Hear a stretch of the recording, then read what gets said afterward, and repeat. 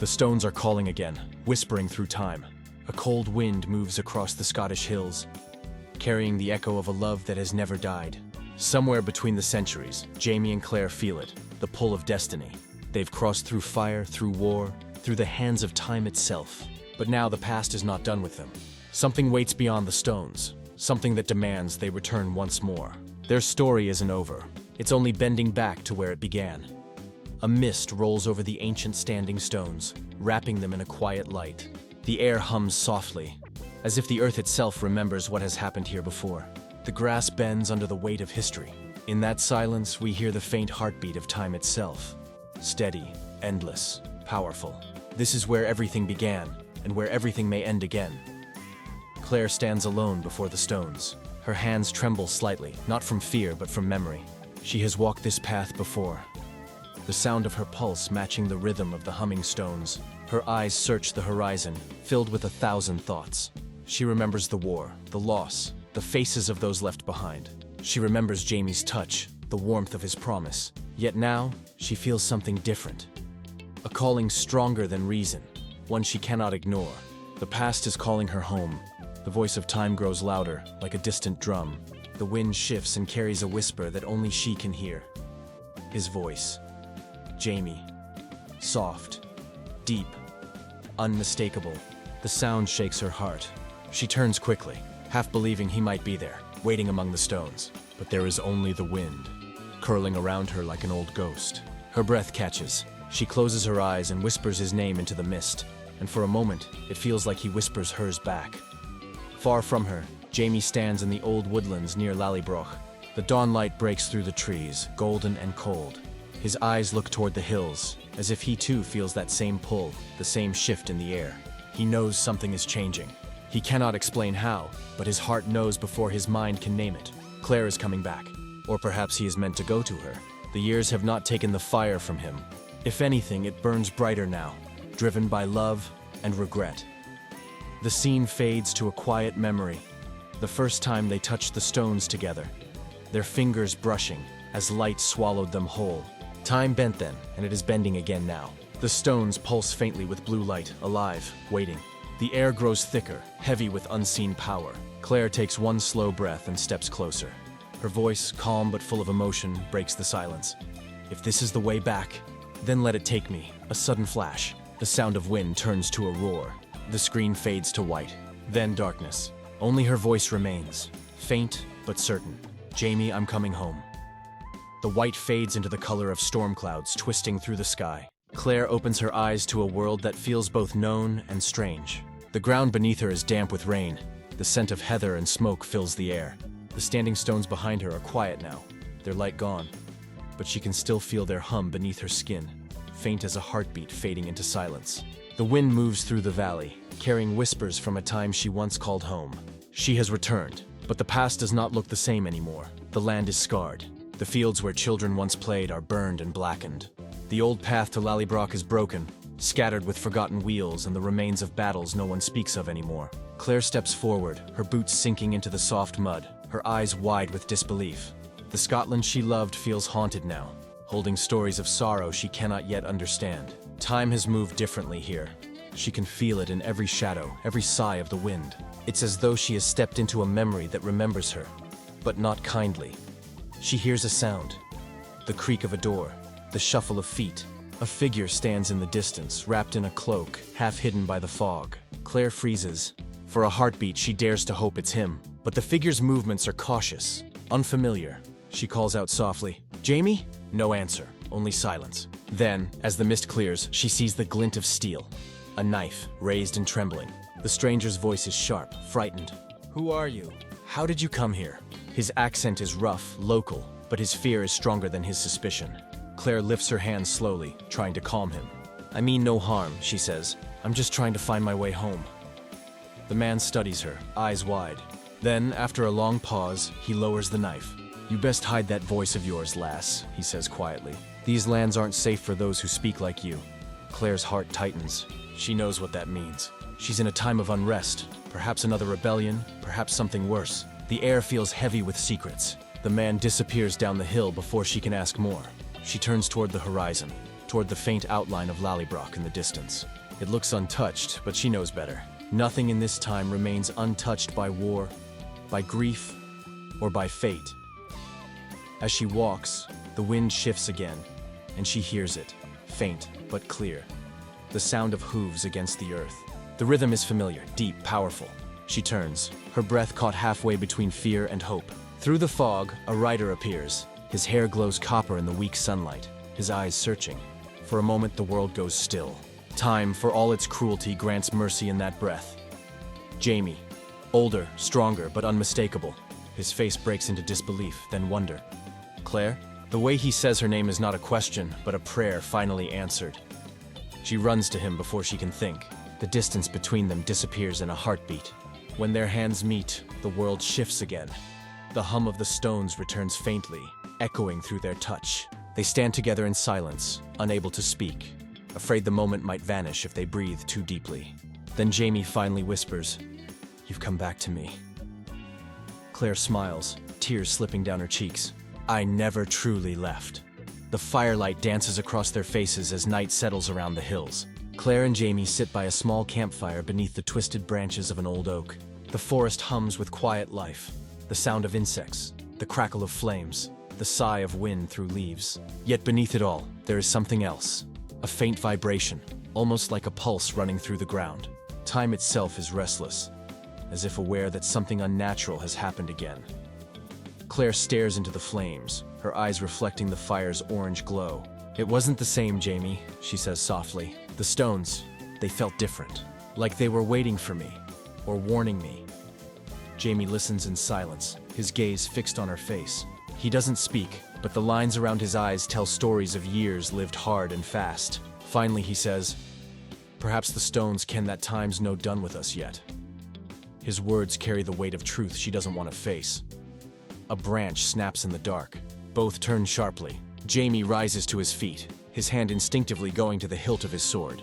From the shadows, two riders emerge, cloaked figures, faces hidden. The horses snort, restless, their hooves digging into the soil. The taller rider speaks first, his voice calm but sharp. "Fraser," he says, "you shouldn't be here. The price of meddling with time grows heavier every season." Claire's heart skips a beat. She doesn't recognize the man's voice, yet it carries a strange familiarity, like a song half remembered. "Who are you?" she demands, stepping forward. The rider turns his head slightly, revealing just enough of his face to show his age. Not old, but marked by experience. "Someone who remembers what you've changed," he says, "and what it cost the rest of us." The air grows colder. Jamie's grip on his sword tightens, his voice low. "You speak in riddles, stranger. If you've a quarrel, make it plain." The rider's gaze shifts to Claire. "You've crossed too many times, healer. Each crossing leaves a scar. The past you left behind is bleeding into the present." Claire feels a tremor run through her body. She looks to Jamie, her voice barely a whisper. "He's right. I felt it. The world is wrong somehow. Things out of place. Names I should remember. Gone." She clutches her head as fragments flash in her mind. People she's never met but seems to know. Memories that don't belong to her. Jamie catches her, holding her steady. "Then we'll fix it," he says. "Whatever it takes." The riders exchange a glance. The second one speaks, her voice quiet and filled with sorrow. "You cannot fix time without breaking it further, but perhaps you can choose what breaks." With that, both turn their horses and vanish into the mist, leaving behind a silence that feels far too heavy. Claire sinks beside the fire again, her breathing uneven. "Jamie, what if they're right? What if coming back wasn't meant to happen?" Jamie kneels beside her, taking her hands in his. His eyes burn with that same unshakable certainty she has always known. "Then we'll find a way to make it right. Together." The flames flare as a gust of wind passes through the camp, carrying with it the faint echo of the rider's words. Each crossing leaves a scar. The light flickers across their faces, and for a moment, the years seem to fade away. They are the same two souls who once defied fate, holding on to love even as time tried to tear them apart. Dawn crawls across the horizon, painting the sky with streaks of pale gold and ash gray. The mist clings to the earth like memory refusing to fade. Claire wakes with a start, her heartbeat racing, the echo of a dream still burning in her mind. The sound of the stones crying out, 1,000 whispers calling her name. She sits up, her breath visible in the cold air, and looks toward the hills. The stones are glowing faintly again, pulsing like a heartbeat waiting to break open the world. Time is stirring. and it's no longer waiting for permission. Jamie stands at the edge of the camp, his gaze fixed on the distant shimmer. "It's happening again," he says quietly. His voice is calm, but there's something buried beneath it. Fear, or maybe recognition. Claire joins him, her eyes tracing the faint light across the land. "They're calling someone," she murmurs. "Maybe not me this time." The thought chills her more than the morning air. Suddenly, the ground beneath them trembles. The sound is deep, not like thunder, but something older, like the cracking of the world's spine. Birds burst from the trees and scatter across the pale sky. The light from the stones brightens, cutting through the mist. Jamie takes Claire's hand, pulling her close. "Whatever comes, we face it together," he says. His words are steady, but she can feel his pulse racing against hers. From the light, a shadow forms. Not a person, not exactly, but a shape. It flickers like smoke and solidifies into a figure wrapped in silver light. A voice follows, echoing through the air, calm yet filled with command. "Time is not yours to heal," it says. Claire steps forward, her voice trembling but strong. "We never meant to break it. We only wanted to find our way back." The figure tilts its head, studying her. "And yet every choice you made rippled across centuries. Love defied the balance. The past remembers, and now it wants what was taken." Jamie steps in front of her. "If you mean to take her, you'll have to go through me." His voice is sharp, defiant, filled with that unbreakable fire that even time could never silence. The light around the figure pulses, almost like a heartbeat. "There is no taking," it says, "only returning." Claire feels a pull deep in her chest, a tug that feels both tender and violent. The air thickens, humming like the stones before a storm. She looks up at Jamie, her voice breaking. "It's the stones. They want us to choose." Jamie's brow furrows. "Choose what?" "The past," she whispers. "Or everything we've built since." The world around them begins to twist. Images flash. Brianna's laughter, the home they built, the wars they survived, the faces of those they lost. The fire flickers, the wind howls. Time is tearing itself open, demanding an answer. Claire's tears fall, lost in the rising wind. "If we go," she says, "we lose them all again." Jamie cups her face, his voice firm but gentle. "Aye, but if we stay, we lose each other." The sound grows louder, a rush like the ocean breaking through the sky. They stand in the middle of it, love against chaos, heart against history. Claire presses her forehead to his, her voice a whisper only he can hear. "Then let's choose us." No matter the century, the light swallows them whole. For a moment, everything stops. No wind, no sound, no breath. Then, a heartbeat, one steady, eternal sound. When the light fades, the stones stand silent again, untouched, as if nothing ever happened. The air is calm, the world still. The silence after the storm is almost sacred. The wind has gone still, the grass sways gently as if unsure the world still exists. The sky glows pale blue, thin sunlight spilling across the stones. There's no sign of fire, no tremor in the ground, only the faint echo of a heartbeat fading into the horizon. For a moment, it feels as if time itself is holding its breath, unsure what it has just witnessed. Out of the mist, a single figure stirs. Claire lies on the soft earth, her eyes fluttering open. The air feels different, warmer, lighter, but she cannot yet tell where she is. Slowly, she rises, her hand brushing against one of the stones. It's cold again, lifeless, as if the magic has retreated back into the earth. She turns around, searching, her voice trembling. "Jamie?" No answer. Only the whisper of wind moving through the heather. The emptiness around her feels endless. For a brief second, fear grips her. The kind that reaches straight into the bones. What if the stones took him somewhere else? What if time separated them again? She starts to walk, her steps uneven, calling his name louder now, her voice breaking with every breath. Then, a sound, soft at first, like the crackle of leaves. She turns sharply. Through the light, a figure appears at the edge of the field. His outline, tall and steady, grows clearer with each step. Her breath catches. His voice follows, low and sure, cutting through the quiet. "You didn't think I'd let you wander off through time without me, did you?" Jamie walks toward her, that familiar fire in his eyes, a small smile curling at his lips.